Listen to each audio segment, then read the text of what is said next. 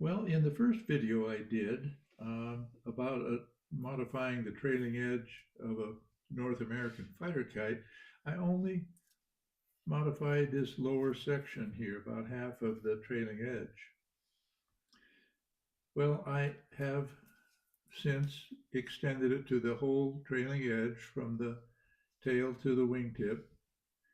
But in addition, I modified the leading edge of the nose. Now, my intent originally was just to find out what effect the trailing edge shape had, the modification, what it had. So I won't know that because I also went ahead and did this at the same time. So I'll have to revisit this at some other time.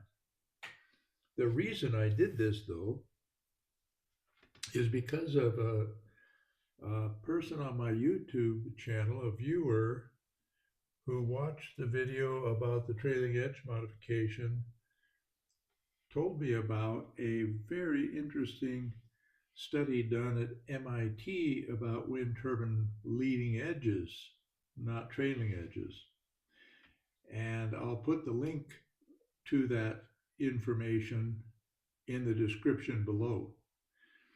But it is very, very interesting. And so I thought, well, maybe changing the leading edge would also be a benefit.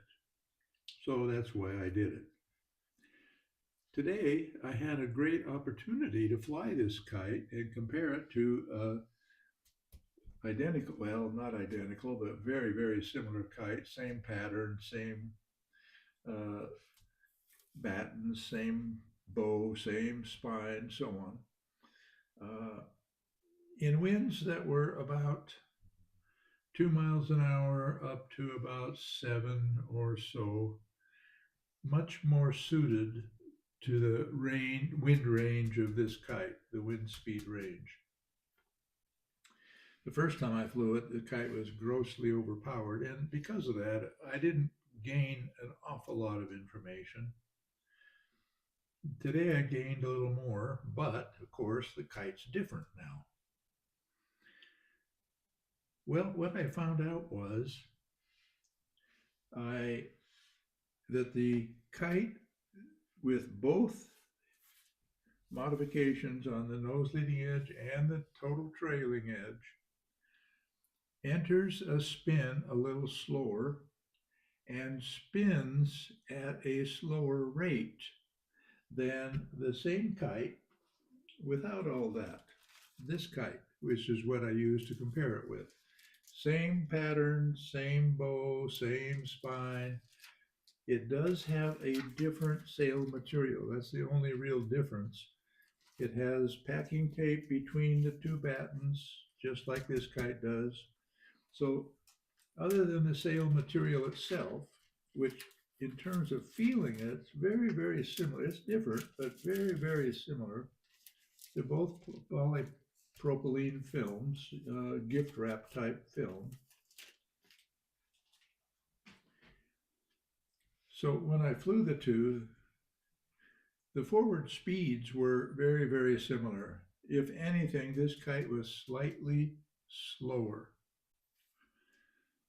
And I say that slightly slower because it was difficult for me to determine whether there was really any difference at all. And other than the way that the kite would enter a spin, not the way it entered it, but the quickness with which it entered, being a little slower on this kite, and the rate of the spin being a little slower, were the two things that I noticed most. The third thing I noticed was it's quieter. It was quieter than this kite, noticeably quieter.